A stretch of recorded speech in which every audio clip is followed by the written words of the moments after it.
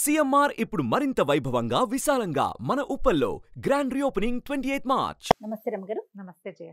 రమగారు, సంకటహర చతుర్థి దీని యొక్క విశిష్టత, ఆ రోజు అసలు మనము ఆచరించాల్సిన విధి విధానాలు, ప్రత్యేకమైన పూజలు అందరూ చేసుకోవచ్చా, ఏంటి రమగారు అసలు? ప్రతిసారి మాట్లాడదాం జయ. మనం ప్రతి సంవత్సరం వినాయక చవితి అప్పుడు ఇది చెప్తూ ఉంటాం. సంకటహర చతుర్థి అంటే నెలకి 2 సవితులు వస్తాయి. మనం ఎట్లా వెళ్తాం, మన కాలం ఎలా నడుస్తుంది, మంది డేట్ల ప్రకారం పోతుంది. అవును, 1, 2, 3, 4 నుంచి 30 దాకా లేదా 31 దాకా, కొండవచో 27, 28 దాకానే. అంతే అంతే. అయితే మన హిందూ దీని ప్రకారం, భారతీయ పాత విధానం ప్రకారం చాంద్రమానం నడుస్తుంది. ఈ చాంద్రమానం అంటే చంద్రుడి యొక్క కదలికలతో మన డే మారుతుంది అనమాట. తిథులు అంటాం వాటిని మనం. 28 ఇవి ఎట్లా పోతాయి? 28 కాదు, పోనీ 29, 30 చేసుకుందాం దాన్ని. పాడ్యం నుంచి మొదలు పెట్టుకుని పౌర్ణమి దాకా 15. ఓకే. అక్కడి నుంచి 16వ రోజు నుంచి మళ్ళీ పాడ్యం నుంచి మొదలు పెట్టుకుని అమావాస్య దాకా. ఓకే. ఇట్లా మన తిథులు నడుస్తూ ఉంటాయి. ఇందులో ప్రతి నెల 2 పాడ్యములు రావాలి, 2 విధియలు, 2 తదియలు, 2 చవితులు, 2 పంచములు, 2 షష్ఠులు, 2 సప్తములు, అన్ని 2 రావాలి. అవును. 2 రానివి ఏమిటి? ఒకటి పౌర్ణమి, రెండోది అమావాస్య. అవి మాత్రం సింగిల్ డేట్స్. చతుర్దశులు, త్రయోదశులు, దశములు, ఏకాదశులు అన్ని 2 రావాల్సింది. ఏకాదశి నియమం మనకి సాధారణంగా ఉంటుంది. ఎట్లా? శుక్ల ఏకాదశి, బహుళ ఏకాదశి. ఏకాదశి నాడు ఉపవాసం ఉండటం, ద్వాదశి నాడు ద్వాదశ పారణ చేయటం మన తాలూకు హిందూ సంప్రదాయం. అలాగే హిందూ సంప్రదాయం ప్రకారం నెలలో వచ్చే 2 చవితులని మనం వినాయక ఆరాధన చేయవచ్చు. ఓకే. ఈ చవితి ఆరాధన మనం ప్రత్యేకంగా ఎప్పుడు చేస్తాము? వినాయక చవితి చేసుకుంటాం.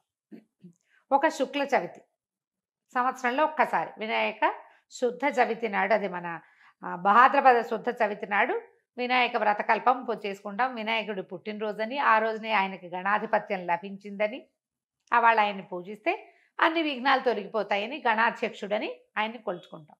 అలాగే ప్రతి నెలా వచ్చేటువంటి కృష్ణ చవితి నాడు, బహుళ చవితి నాడు వినాయక ఆరాధన చేస్తే సమస్త విఘ్నాలు తొలగిపోతాయి అనేది ఒక ప్రత్యేకమైన నియమంగా చెప్తారు. ఓకే. ఈ నియమాన్ని మనకంటే ఎక్కువగా తమిళులు పాటించేవారు. వాళ్ళు ఎక్కువ పాటిస్తారు. మనకి జాతకంలో కేతు ప్రభావం ఎక్కువగా ఉన్నా, ఏ పనైనా మొదలుపెట్టి ఎప్పటికీ అవ్వకపోతున్నా, పిల్లలు చదువుల్లో వెనకపడుతున్నారనిపించిన, దీనికి మన ఇంట్లో ఉండాలి వ్రతము నియమము ఏం లేదు. పెద్దవాళ్ళు చెప్పిందే చెయ్యాలి, మన ఇంట్లో లేకపోతే చేయకూడదు అలాంటిది ఉండదు. సార్వజనీయమైన వ్యవహారం, ఎవరైనా చేసుకోవచ్చు. మనమే ప్రాబ్లమ్స్లో ఇరుక్కుంటున్నాం. ఏ పనైనా మొదలు పెడితే అవటం లేదు, అన్ని అడ్డంకులే దానికి. ఓకే. వ్యాపారాలకి, చదువులకి, ఇంట్లో ఏదైనా వస్తువులు తరచుగా పాడైపోవటం, ఇది కూడా జ్ఞాపకం పెట్టుకోండి. మిక్సీ రిపేర్ చేయిస్తావు, వెట్ గ్రైండర్ పడుకుంటుంది. దానికి ఏదో చేయిస్తావు, వాషింగ్ మెషిన్ ప్రాబ్లం వస్తుంది, అది అయిపోయింది, సూయింగ్ మెషిన్ పడుకుంటుంది. ఇట్లా రిపేర్లు చేస్తూ ఉన్న వాళ్ళు ఉంటారు చూడు. నేను కూడా ఉన్నా ఆ లిస్ట్ లో. అవునండి. నేను ఒకటి రిపేర్ చేస్తే ఇంకోటి వస్తుంది. ఒకటి మొదలు పెడితే పాపం లిస్ట్ వస్తూనే ఉంటుంది. మా వాళ్ళ ఇంట్లో ఎక్కిరిస్తున్నారు, ఒకటి రిపేర్ చేయకుండా ఉంచుకుంటే అది ఒకటే ఉంటుంది నీకని. అట్లా ఒకటి వస్తుంది. ఏమీ లేవనుకో, మెళ్ళ పెట్టుకుంటే నల్ల పసలు కొలిసేనే టిక్కని విరుగుతుంది, ఆ పస విరిగిపోతుంది. నిజంగా నిజం రఘు గారు. చెవిదుద్దులు సీలలు విరిగిపోతాయి. కొంతమంది జాతకాలు ఉంటాయి చూడండి, ఒక వరుసగా వస్తాయి, ఆగితే మళ్ళీ ఆగిపోతాయి. 2 సార్లు 2 బంగారపు వస్తువులు అయినాయి. ఓ వారం ఏమో ఒక 15 రోజుల్లో ఒక మొదటి ఫోర్ట్ నైట్ లో చెవిదుద్దు సీల బిళ్ళ విరిగి చేతిలోకి వచ్చింది, పొల్లేమో ఆ గొట్టంలో ఉండిపోయింది. ఇదేమిట్రా ఇలా అయింది, దీన్ని చేయించాలి అనుకుంటున్నా. సరిగ్గా 15 days తిరగగానే చిన్న గొలుసు ఒకటి పెట్టుకుంటాను నేను, హుక్ దగ్గర విరిగింది. దాన్ని రిపేర్ చేయించా, చెవిది ఈ గొలుసు విరిగింది. గొలుసు ఇంకా రిపేర్ చేయించలేదు, ఉంచారు. మళ్ళీ ఇంకోటి వస్తుందని. నెక్లెస్లు అవి లింకులు ఊడిపోతే ఏం చేస్తాను, అలా అనిపిస్తుంది నాకు. ఇలాంటి వాళ్ళు వీళ్ళందరూ సంకటహర చతుర్థి చేసుకోవచ్చు. సంకటహర చతుర్థి చేసుకుంటే బిజినెస్లో ఇబ్బందులు, చదువుల్లో ఇబ్బందులు, చిన్న చిన్న ప్రమాదాలు, ఇళ్లలో ఏ పని అనుకున్నా అవకపోటాలు, వీటన్నిటికీ సమాధానంగా ఉంటుంది. జాతకాల్లో అయితే మాత్రం కేతువు తాలూకు ప్రభావం ఉన్నప్పుడు, కేతువుతోటి ఇబ్బందులు పడుతున్నప్పుడు, గ్రహస్థితుల్లో కేతు ఉన్నప్పుడు కూడా మనం ఇది చేయమని చెప్తారు. ఏదైనా ఇంటి ప్రయత్నం చేస్తున్నప్పుడు ఆగిపోతుంది, అప్పుడు కొన్ని వారాలు మొక్కుకుని మనం కొన్ని నెలల పాటు చవితులు చేసుకోవచ్చు. ఈ చవితి చేసుకోవడానికి పెద్ద విశేషమైన చేత ఏమీ లేదు. సింపుల్ వినాయక పూజ. ఓకే. దీనికల్లా పగలు ఉపవాసం, చుక్కలు కనపడ్డాక భోజనం. ఆ చుక్కలు కనపడ్డాక ఉండ్రాళ్ళు కుడుములు చేసి బియ్యపు రవ్వతోటి చేస్తాం కదా, అవో మీ ఇళ్లలో ఎలాంటి అలవాట్లు ఉంటే పాలతాకలే పెడతాం వినాయకుడికి అని మీకు అలవాటు అనుకో, పాలతాకలు పెట్టండి, మన అలవాటు ప్రకారం పెట్టుకోవచ్చు. కుడుములో ఉండ్రాళ్ళు ఆయనకి నివేదన చేసి నమస్కారం చేసుకుని చంద్రుని చూసి అన్నం తినేసేయచ్చు. పగలు ఉపవాసం ఉండే సంకష్టి అంటారు మహారాష్ట్రియన్స్, కన్నడిగులు బాగా ఎక్కువ ఉంటారు. మన వైపు తక్కువ, కానీ మన వైపు కూడా ఇప్పుడు కనపడుతున్నారు బాగా. నాకు కూడా అలవాటు ఉంది, నేను చేస్తాం. అంటే కమ్యూనిటీ వైజ్ గా చేస్తారా రమ్మగారు? అలా ఏం ఉండదమ్మా, అలా ఏం ఎవరైనా చేసి ఇది ఓ పెద్ద పూజా హడావిడి ఏం లేదు కదా, అది ఏకాదశిలానే. ఏకాదశి లాగానే, కాకపోతే మనం వినాయకుడికి కొలుస్తాం. ఇది సంకటహార చతుర్థి. మనకి కష్టాలు ఇబ్బందులు ఉన్నప్పుడు రుణ విమోచన గణపతి స్తోత్రం అని ఒక ప్రత్యేక స్తోత్రం ఉంది. ప్రణమ్య శిరసాదేవం గౌరీపుత్రం వినాయకం ఇలా స్టార్ట్ అవుతుంది. ఆ స్తోత్రం చదువుకోవచ్చు. అబ్బాయి అవేవి రావండి, సుముఖశ్రీగదంతస్య కపిలో గజకర్ణికః మనకు వచ్చు కదా, అంతే. ద్వాదశ నామాలు అవి చదువుకోండి. వినాయకుడికి కొంచెం గరిక వాకిట్లో ఎక్కడైనా పెరళ్ళల్లో ఉన్న బాల్కనీ కుండీల్లో ఉంటే గరికని పెక్కండా ఉంచుతా నేను, ఆ వినాయకుడికి పెట్టుకోవచ్చు అని చెప్పి, బుధవారం నాడు పెట్టచ్చులే అని. ఆ 2 గరిక పోచలు వినాయకుడికి సమర్పించడం, ఉండ్రాళ్ళు సమర్పించి నమస్కారం చేసుకోండి. ఇది చాలా మంచిది.